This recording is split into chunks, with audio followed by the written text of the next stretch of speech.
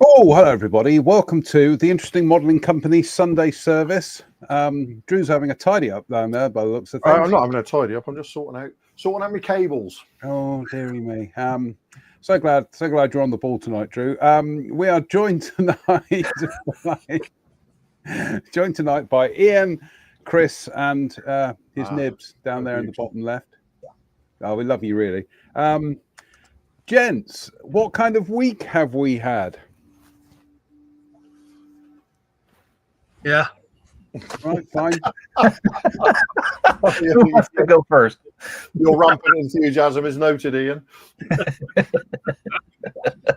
Well, it was a week. That was the week that was. It was a week. I've done some modelly things, though. Well, I mean, Come on, then. yeah, come on, then. Show us your modelly things. I've been working on my one. That's gone very, very shaky. Streaming. One, I've been working on my 1/9 Meng motorcycle. Which has gone from being a collection of sort of grey plasticky bits to a rather chunky power plant in a shortish period of time. Is it me or is that buffering? Yeah, it's a little bit shaky. Yeah. A little bit choppy. I think what you're gonna have to do, Ian, is you're gonna have to go in. There's a loads and loads of YouTube videos on refining your streaming through OBS. Yeah, I'm gonna have a look at that, and it'll talk you. There's literally thousands of them that'll talk you all the way through it. Yeah. The funny thing is, I did a live last night and it didn't do any of that. That's really weird. Anyway, hey ho. So that's that. As you can see, there's lots of little bits of pick out and bits of detail that have been done on there. Some better pictures on the group page of it. But that's my 1/9 Gone Meng HP4 Racer power plant. I've been working on the.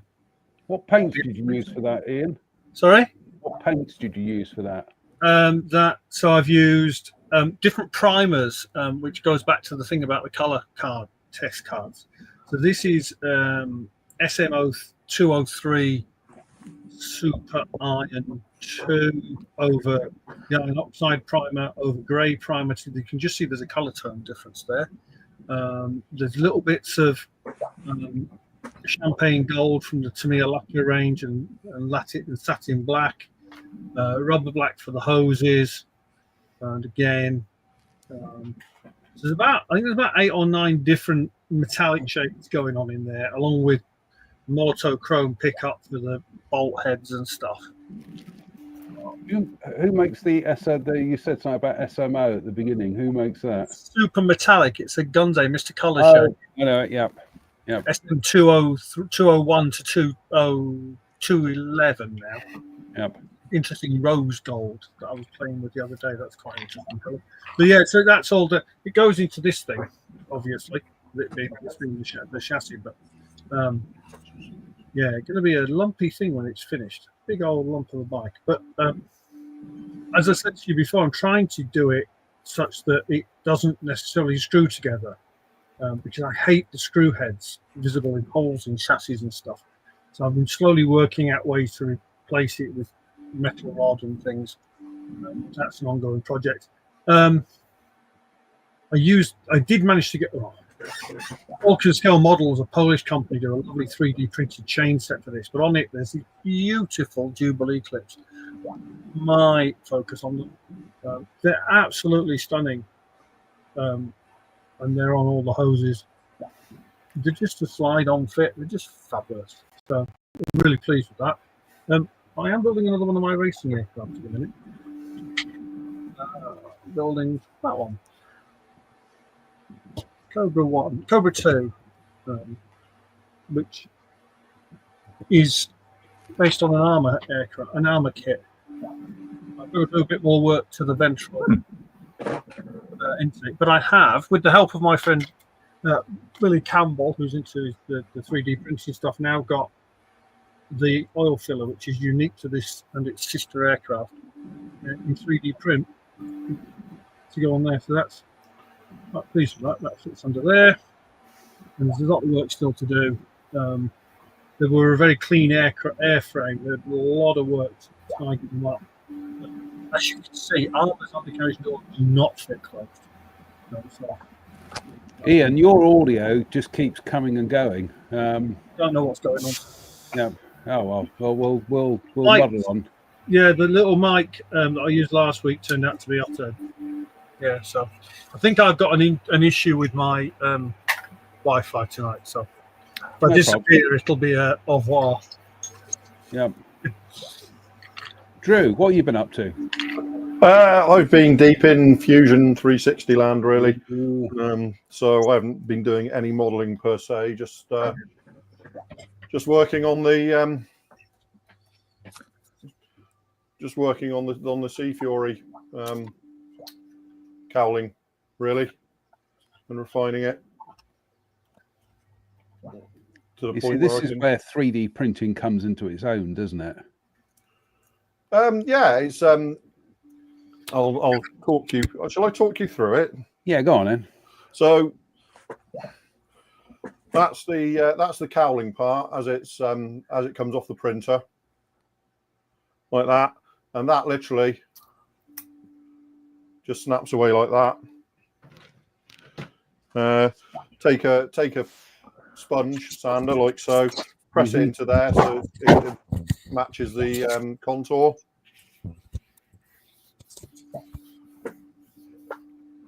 And that's the cowling cleaned up. That's ready to use now. And then let's have a look. This is the latest one. So there's another one. You can see that's slightly different mounts and stuff on that one, but it will snap off like so. Again, that's now ready to use. And so this has been printed at just a slightly higher percentage scaling, just to see if I can get it to match the diameter of the fuselage exactly, which it pretty much does now. So there's that. And then there's the prop mount like so, which will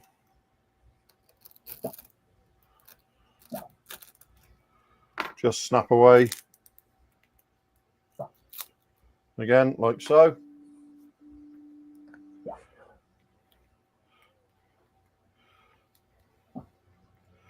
So this is quite an interference fit, so because I want it to stay central.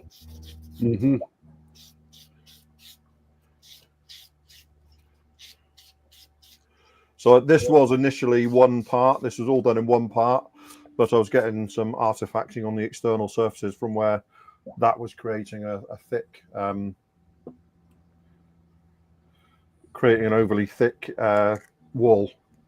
So it's just a case of, well, that's how tight it is. It's really too tight at the moment. So that'll need another little bit of tweaking for further prints. But I'm doing that manually at the moment.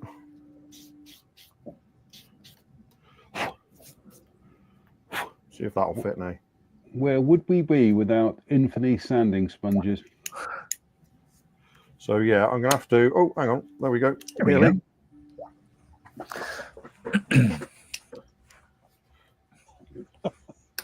Right, it's still too tight. But what you will end up with is it'll drop in like so, and then you'll just add some super glue to the back to secure it in place. And then finally, what we've got is The exhaust. Oh, nice. a set of exhausts there, which again will just snap away from there. Haven't you And got an that is- expensive hobby part, an electronic thing to do that? So they'll sit in there like so.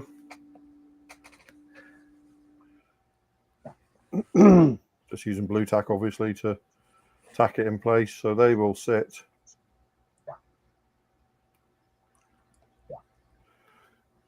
Oh, they will sit in there like so. And then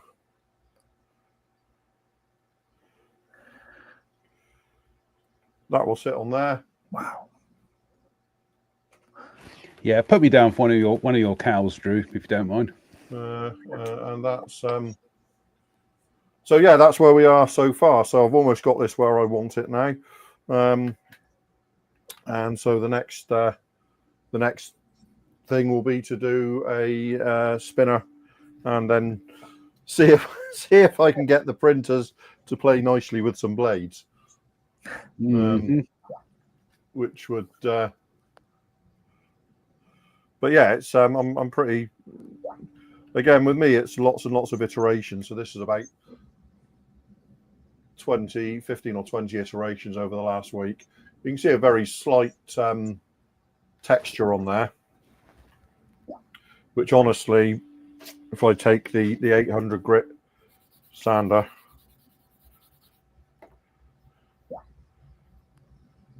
that's all it takes to get rid of it. So it's and probably doesn't even need that, Drew. Probably a bit of Scotch Brite or no, Scotch Brite won't get rid of it. All right, okay.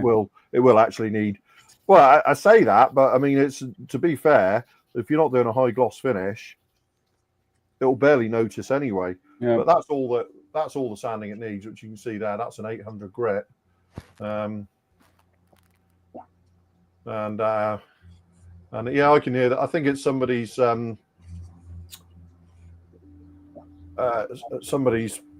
noise reduction is kicking in again and giving that dripping tap sound. So yeah, that's where I am at the moment. That's what I've been doing for the last week, and that's what. Now I should say I have said this repeatedly on my YouTube model page, and I'll just reiterate it here. This is not a commercial product. This is purely for my my benefit. This is purely done for me, for my own enjoyment. And the reason for that is because our very good friend Roy Sutherland does a beautiful cowling and spinner set and all that stuff for the Sea Fury. And I've got absolutely no intentions of competing in any way whatsoever with Roy. His is probably more accurate than this anyway. So if people want to update their Sea Fury, go to Barracuda and get Roy's beat, get Roy's parts. Mike O'Hare mastered them, so you know the quality is top.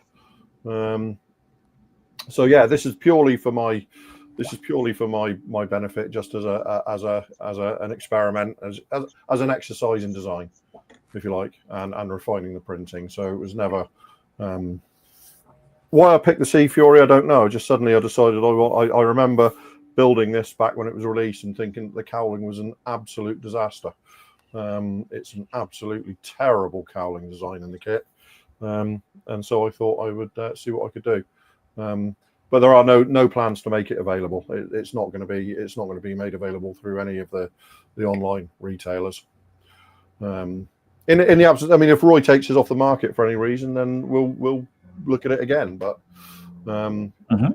so yeah, my intent is not to compete with what's already out there. It's just for me. Oh, fair enough.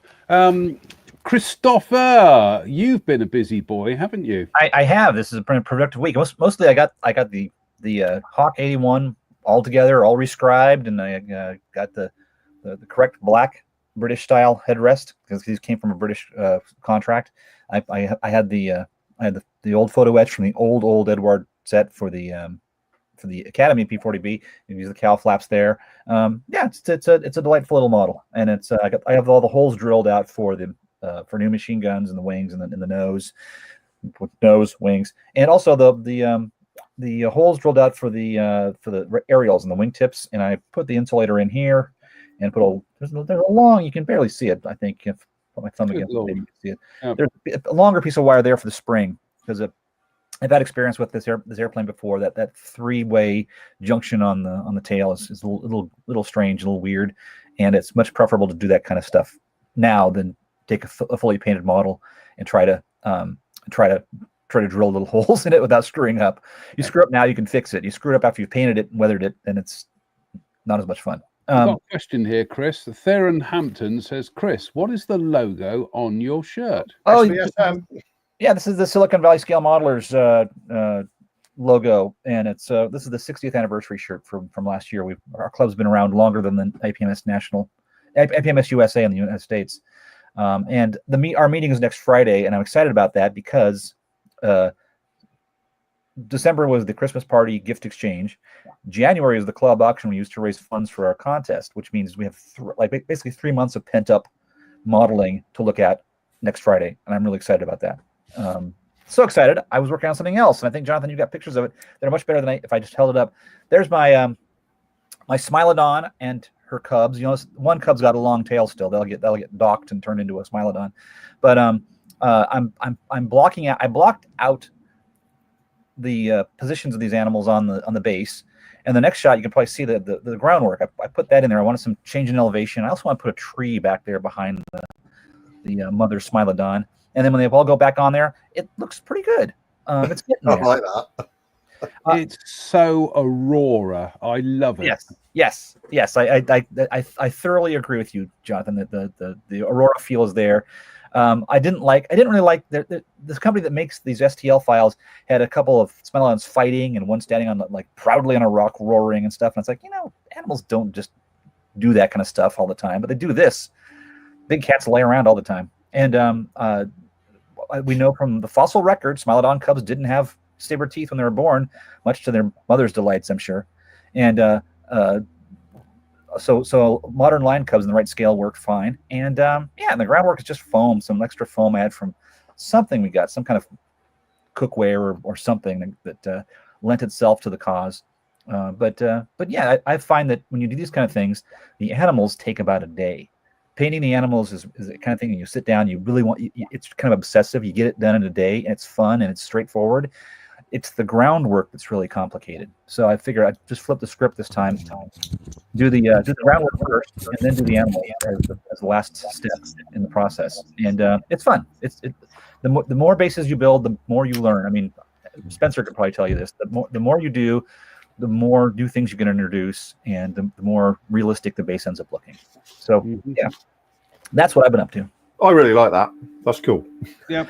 Like I say, it reminds me so much of the Aurora kits from the 70s, which are still available these days. I was so inspired by those kits as a kid. I'm trying to build what I like to take a collection of the Nationals someday when it's the U.S. Nationals, when it's on the West Coast and I can drive there. I want to take a collection called the Zoo of the Ancients, because I've got a whole bunch of these already built, and I've got a whole bunch of these in the boxes. And it used to be you could only get what was put out by people who dared to do things in resin, and then they'd sell 25 or 30 units. Now with 3D printing, anybody who knocks these things out, it's available to you in any scale. So suddenly I can do a whole 1/20th scale range of prehistoric mammals, totally within my my grasp. And I inveigle on the Honorable Mr. Sutherland to print them up for me. So I sort of keep him in business. I throw him a little money here and there. It's just when I was in at the show.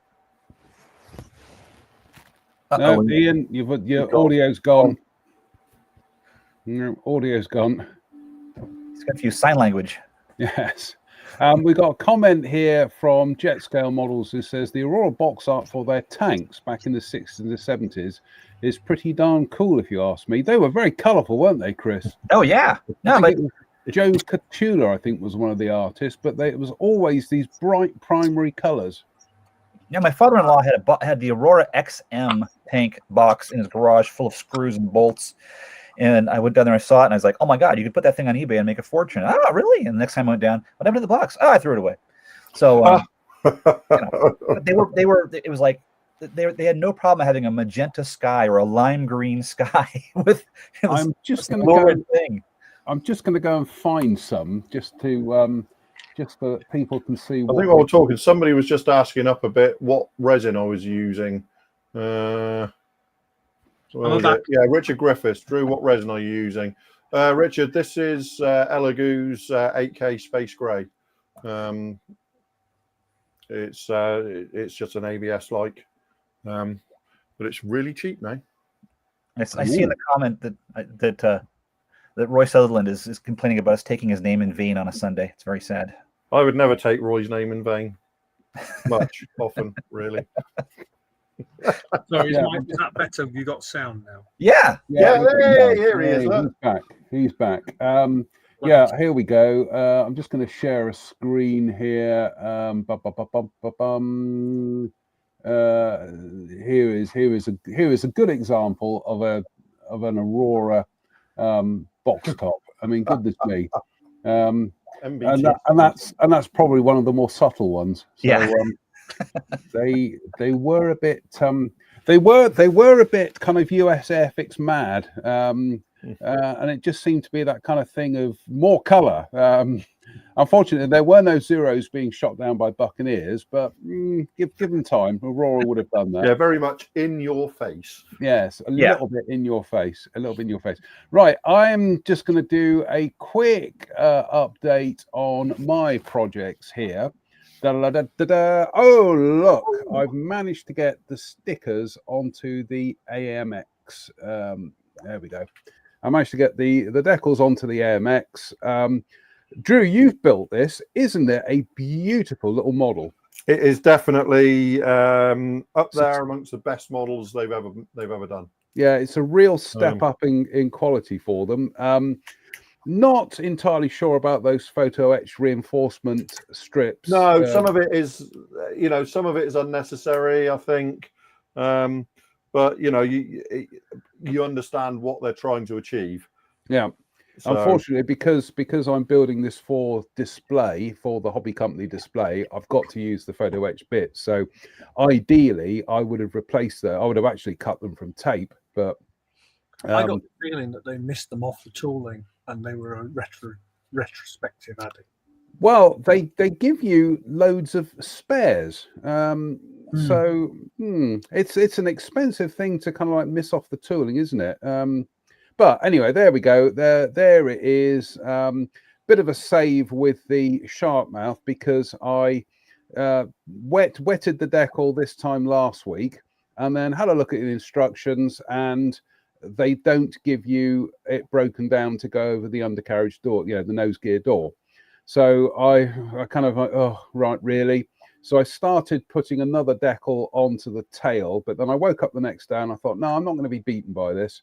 So I just took that sharp mouth decal, carefully marked it out because it was dry by now, carefully marked it out, cut out the shape of the undercarriage door, re-soaked it, lashings and lashings of microset and microsol, and yep, job done. So apart from just giving this a once over with just to check out for any setting solution spots, this will be heading for final varnishing, and then we can put the rest of the stickers on, the rest of the stores and everything on. So yeah, an absolutely beautiful kit. And secretly, I am hoping Mr. Farmer asked me to make the two-seater because I'd quite happily do that. So that's my AMX heading for varnishing. Also today, I did a little bit more Trizacting on the Mini, and I also gave it a quick kind of coat of wax just to see how it's going. Honestly, Ian, compared to my past results with car models, this is beyond what I thought I could achieve in terms of a glossy finish. So given that this is going to be a replica of my old Mini, and she was never that particularly shiny in the first place, plus I will be putting a layer of dust and weathering along the bottom, and also putting some detritus into the rain gutter around the top there. I think, to be honest with you, that's about as shiny as I need it to be at the moment. And what I have learned from this will be applied to my next car model. So, but yeah, that combination of Trizact and polishing, it's like a polishing wax I've got. It's an actual full-size car thing. Absolutely brilliant. Is your next project going to be a honking great Tyrrell by any chance? Yeah, I've got that to do for Russ at Jadlam. And at the other end of the table, this was my Tamiya Comet that I started at Scale Model World back in 2022. Got it back home, and then suddenly realised that the periscope that goes there was missing. All the periscope parts were missing, and that is because a Mr. Marcus Nichols of this parish had apparently lost his or done something to his, so he borrowed mine. Thank you, Marcus. So I've had a word with Mr. Farmer. No job in the fire escape trade just yet, but he is going to sort out some new spare parts for me. What can we say about this? It's a Tamiya kit. It is absolutely gorgeous. I've got the figures are all primed in the spray booth there. And the funny thing is, Marcus's Marcus's build of this, I think, is one of the best comets that I've seen made. So that's very much going to be in the front of my mind when it comes to painting and weathering mine. But yeah, so we have projects on the go. So there we go. Aren't we all productive campers this week? Yeah, just as a quick addendum, if you like, I've actually managed to get that in place, yeah. In place now, and then it's just a little drop of thin CA. Just run in there like so.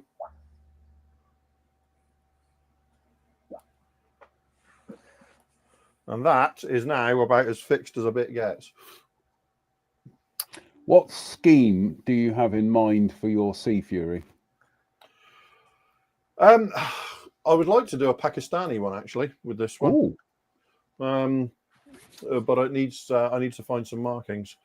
But I'd quite like to do a dark earth and midstone and azure blue Pakistani one.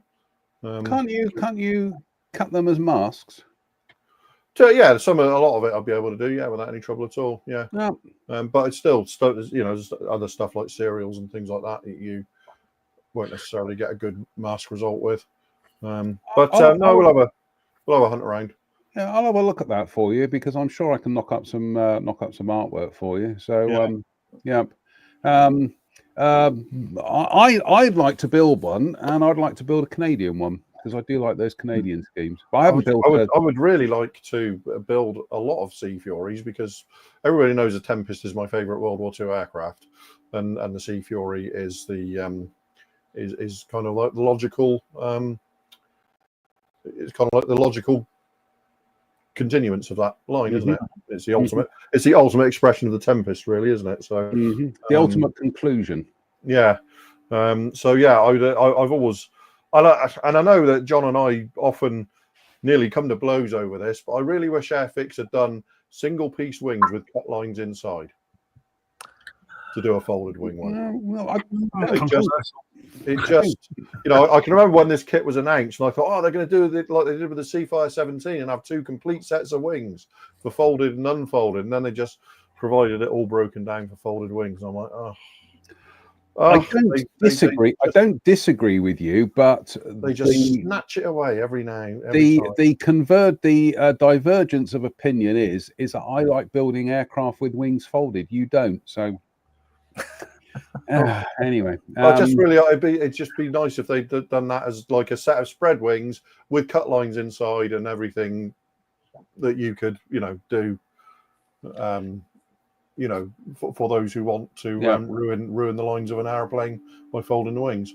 Jim Alscott says, my brother won an award for his science project about tanks. He built the Aurora M47 Patton tank for the project. I can remember when we lived in a place called Finch Hampstead very briefly, and there used to be a corner store. I remember going in there, this is 1975, and I remember going in there and seeing the Aurora Centurion tank in those square boxes, and just that kind of garish kind of box art, and I just, even as a kid, I remember kind of thinking, don't like that. So anyway, shall we leap ahead to the news? News, right. Let's jump straight in here. We'll play catch up with Qatar. They're doing 32nd scale 109 K4, and this is an actual test shot. This isn't a CAD render. This is actual test shot. Long story short, I think they're onto a winner with this. Long story short, yes, please, and thank you. Yes. I don't build 32nd. Yes, please, and thank you. It's just a fabulous looking variant, isn't it? The K4 with that tall wooden rudder and the fin, and and that fed in cowling. It's my favourite 109 variant, quite frankly. Yeah, it's my favourite as well. So they acquired a lot of character toward the end of the run there. In fact, my very favourite 109 variant is the S199, but.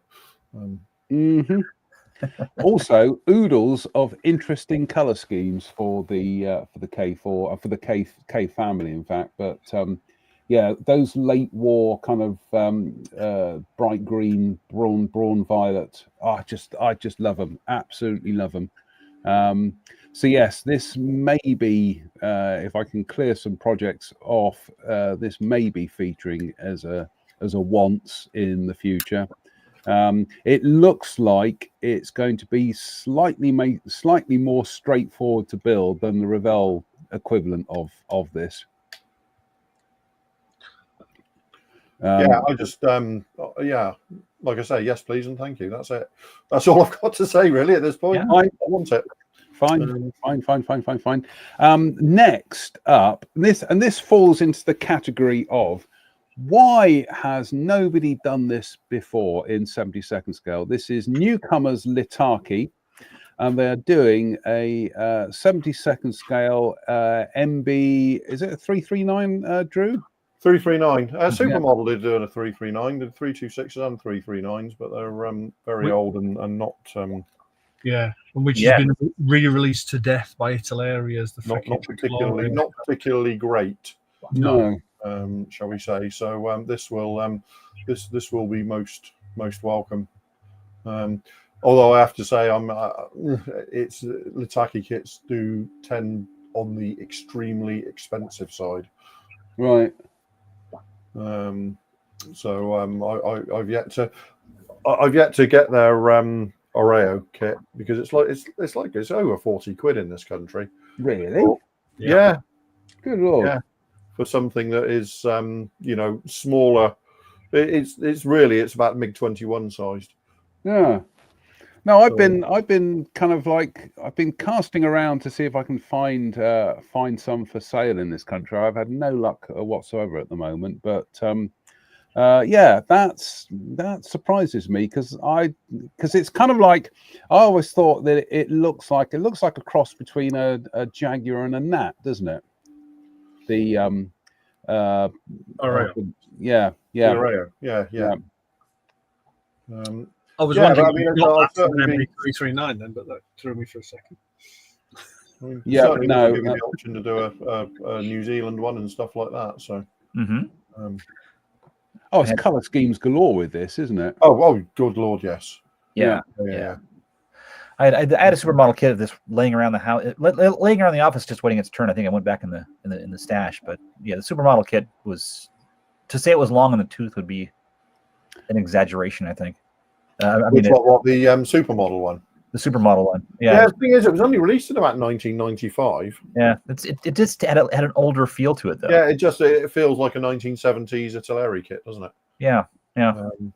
Very, very much so. So yeah, it's well overdue. It's well overdue for a new tooling, because it's it hasn't had quite the market penetration of the Hawk, but it's not far off either. No, I was going to say there are oodles and oodles of color schemes you can hang on it, and we've had 48 scale kits, haven't we? Didn't Eshi do one? No, that was no. Friends are the only people who've done it in 48 scale. Which one did Eschi do? Was that the 329? They did the 326. 326, right? In South African markings in bright orange, if I remember correctly. Oh yeah. Yeah, well, I built that kit a few years ago, if you remember, John, for I do. the hobby company. Yeah, I did the Australian dark grey one. and very nice it was too. Yes, it did. It did go together very well, actually, for a 45-year-old tooling.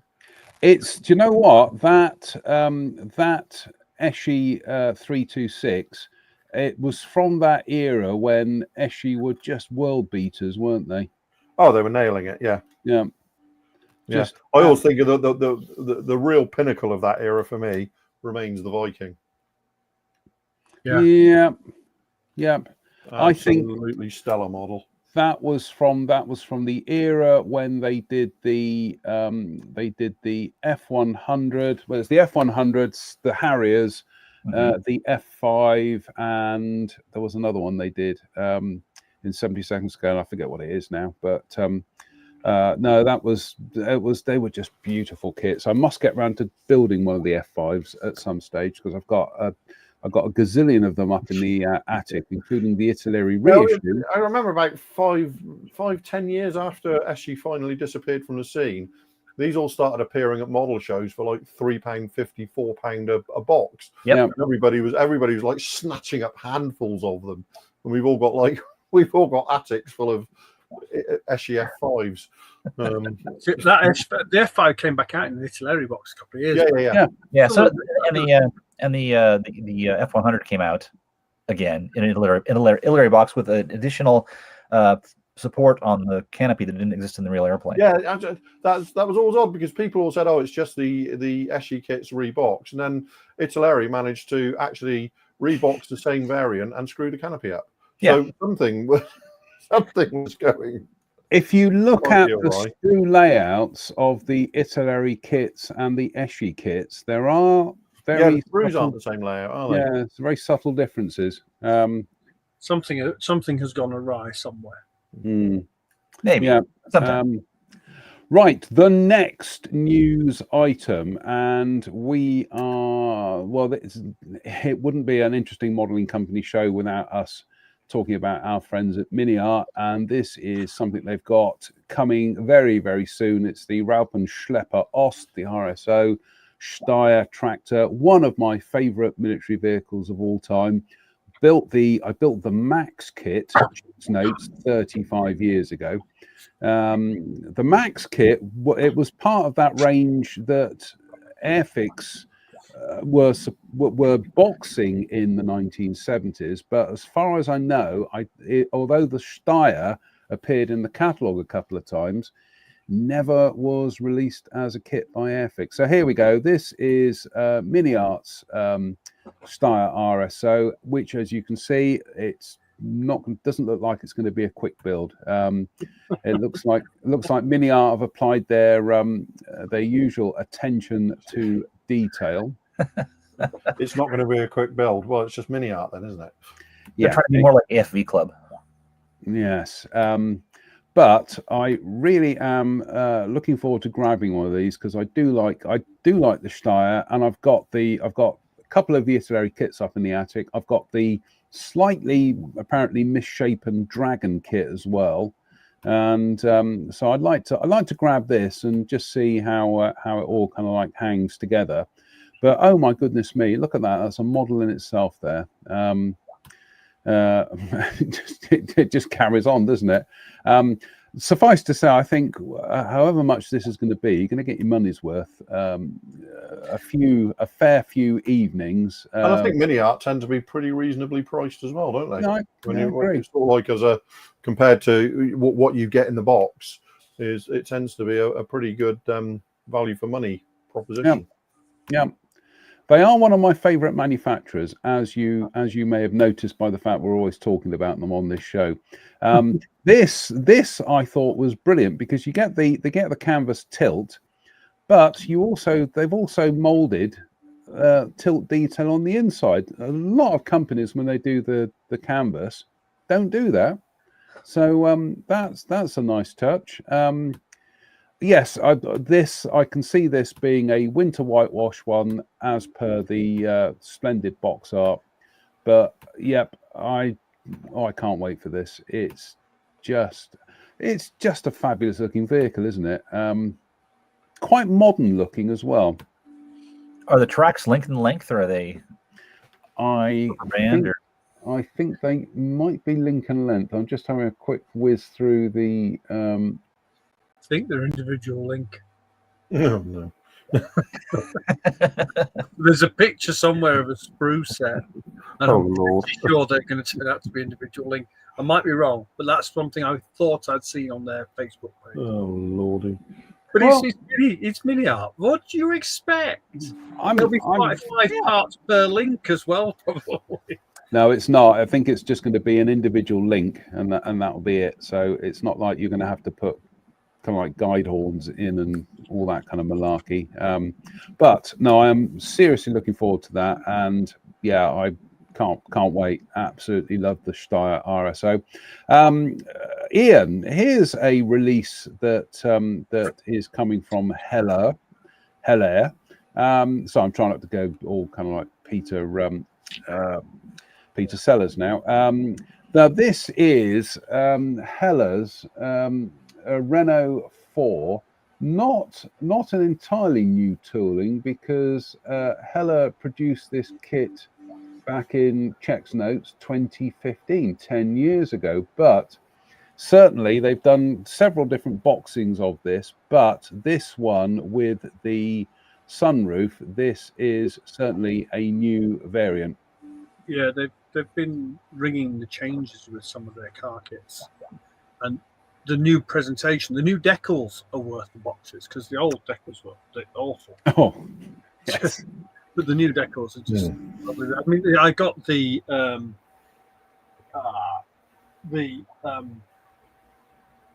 Alpine A1110 a little while ago, on the strength of a picture of the decal sheet.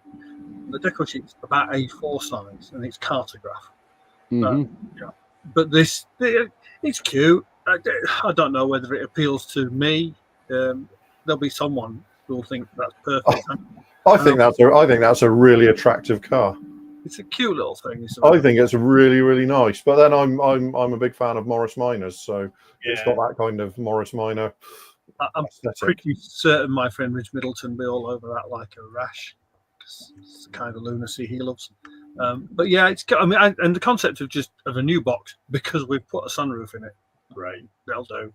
But they've got some interesting stuff coming. They've got a new Renault 205 GTI coming, full new tooling, and they seem to be having a renaissance, and that's a good thing. Yeah. Very, very Franco or French orientated in their product lineup. When have they never been? Well, Airfix do the same, don't we? Look at with all the British. Yeah, that's true. I'm hoping they do have a renaissance, because this Hawkeye has been interminable. I think that was the thing that triggered it, wasn't it? It was one of the first things they announced. We're just waiting desperately. It's like we're still waiting.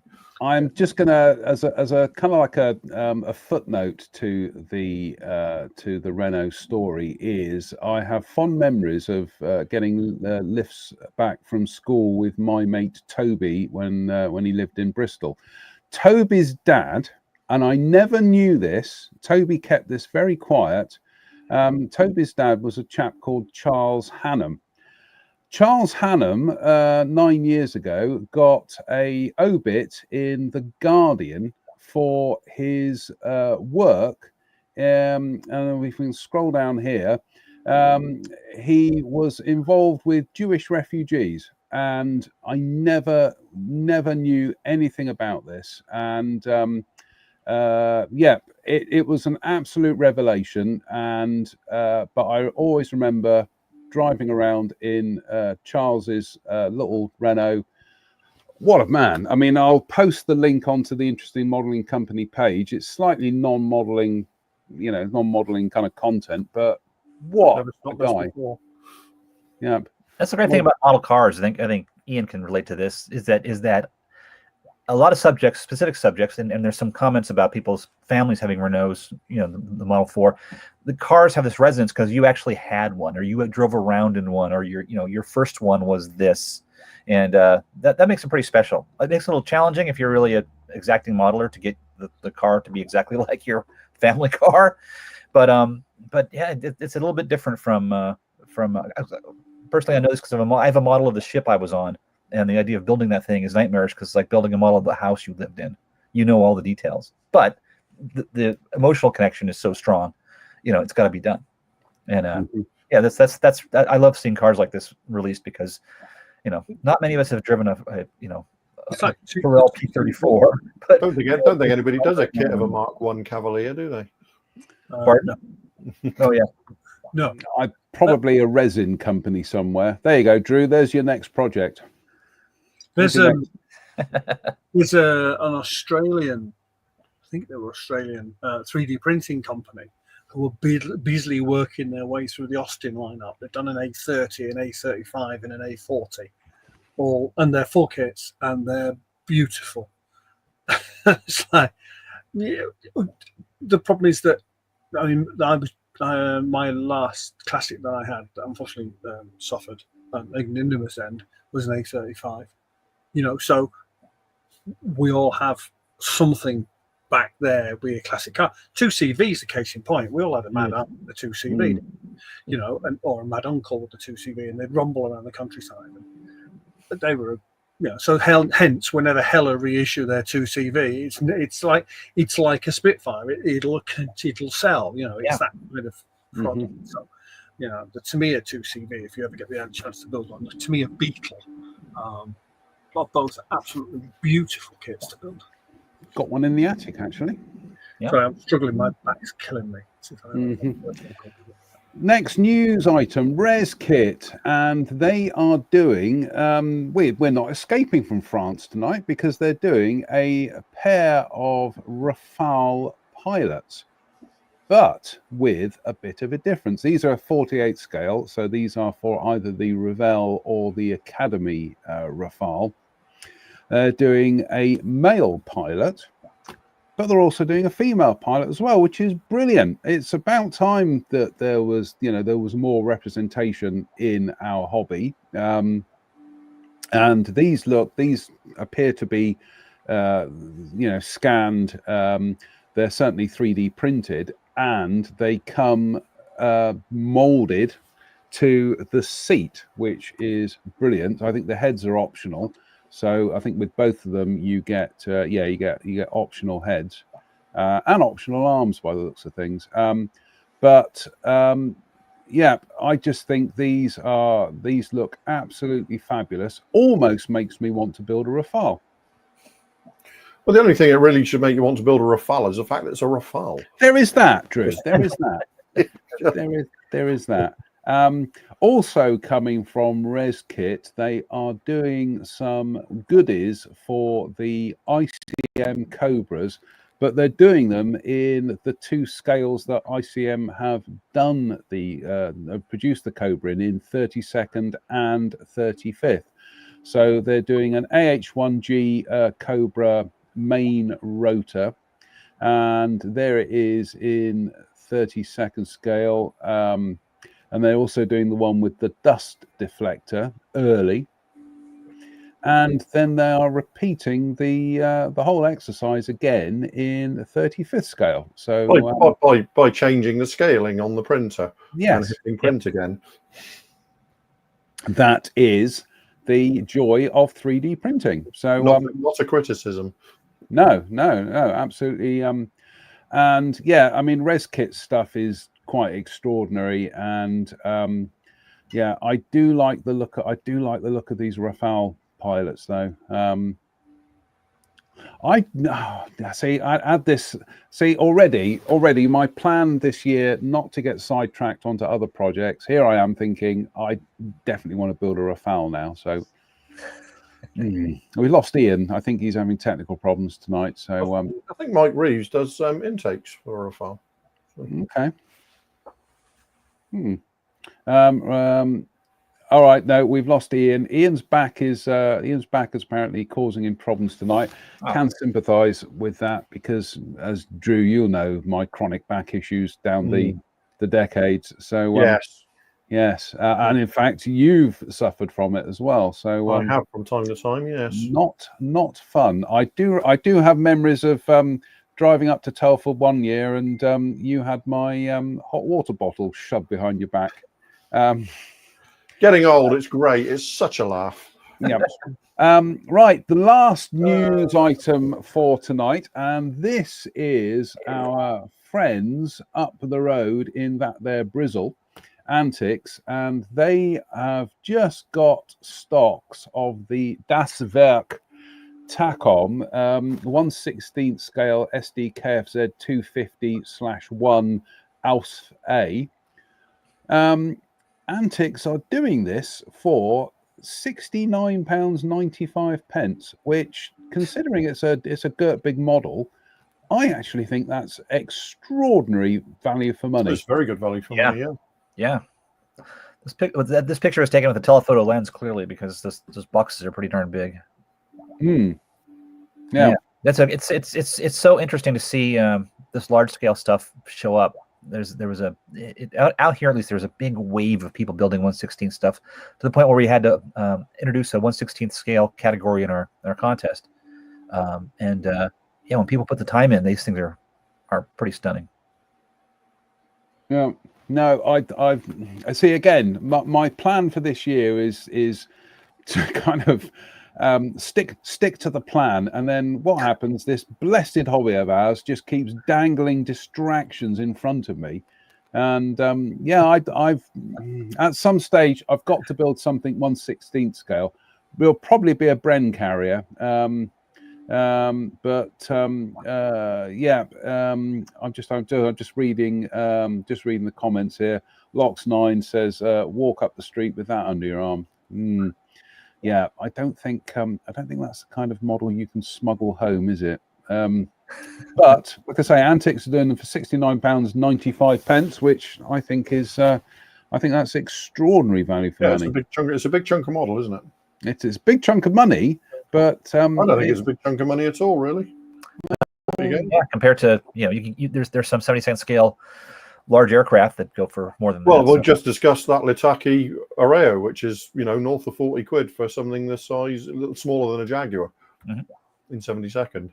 So, Dave Fleming, anyone know what version of the AH1 will be in production in 1980? Dave, single engine would be AH1S for the US Army with the flat canopy and tow sight and all that kind of good stuff.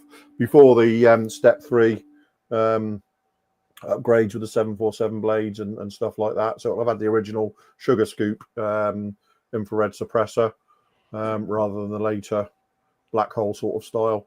And AH1T for the US Marines, which is the original kind of lengthened, enlarged, but still with a PT6 twin pack engine before the Super Cobra from AH1T Plus became the AH1W in about 1987-88, wasn't it? It started being delivered to the US Marines. So AH1S and AH1T would be the answer there. Unless Chris knows any different. There you go. Sorry, Drew. I've just been doing a bit of shopping for the Litaki Oreo. Oreo. I don't want to say Oreo because it makes it sound like a biscuit. The cheapest one I have managed to find at the moment is £31, £31.88 plus tax plus £6.38 delivery. So there you go, setting aside 50 quid. Yes, hear that sound, folks? That's the sound of my plan. Which takes you straight above 40 quid, doesn't it? I mean, you're looking at six quid's worth of best part of 6 quid's worth of tax. And then sort of 4 quid or whatever on top of that for it might just have to be one of those, bit like my Fujimi Phantom back in 1987. It might just have to be one of those things where I just go, do you know what? Look, I'm not saying it's not worth the money or anything. What I'm saying is I wouldn't buy that to put it on the stash. Mhm. Right. Yes. If I had an immediate project in mind, like somebody had asked me to build it for a review or something like that, yes, not a problem. But that kind of price compared to what you get in the box, probably not something I'd buy just with vague intentions of maybe building it one day. Yeah. And I think that's what's happening a lot with models these days. Is whereas previously, a lot of people, and I'm as bad as anybody for it, would buy one or two of something just to go on the stash because it's new. Now you tend to be a little bit more circumspect with some choices, just the way it is. Mhm. Gents, any other business? No, not for me. Nope. No, none over here. Although I will share to the public group a little montage of the stuff I see next Friday at our club meeting, because like I said, 3 months worth of 3 months worth of models to catch up on. Yeah, so it'll be exciting. Excellent. Look forward to that. Drew, when are you heading up this way next then? I don't know, John. I'd have to sort something out. The thing is, I don't know, because I'm going to a gig on Wednesday night, and I've forgotten I'm going to a gig tomorrow night. So I've had to rapidly book days off work to go to gigs this week. So I like that. I kind of extend the offer for you to come up here, and your reaction was, "Oh God." No, I just said it won't be this week. No, that's fine. Actually, let's wait until the weather warms up a bit, because I'm not good company in this cold weather at the moment. I'm getting a bit fed up with it, to be honest with you. So I know. You and I, Drew, we are cold weather brothers, aren't we? We always love it when the cold. What's wrong with you? Well, yeah, there we go. Unbelievable. I'm shabby. Drew. Right, what's wrong with me? Right. Are we ready? Are you ready for this, Drew? You ready? Oh no. There we go. I just don't like the cold that much these days. It gets in my bones. So anyway, on that note, on that cheery note, a big thank you to everybody who's tuned in tonight. God bless you all. And we'll be back next Sunday with another Sunday service. If you find any news, do pin it to our public page or message us. And on that note, I am going to give a big shout out, as we do every week, to Russell Taylor and Simon James Colley, because they keep us going with loads of links. So thank you. They're the news hounds. They are. Yeah, they're very, very good. Thanks, gents. So until the next time, we might do another pop-up live. Who knows? Let's see what mood we're in. But until the next time, as always, stay safe, stay out of trouble, and we'll see you on the next show. Bye for now. Bye.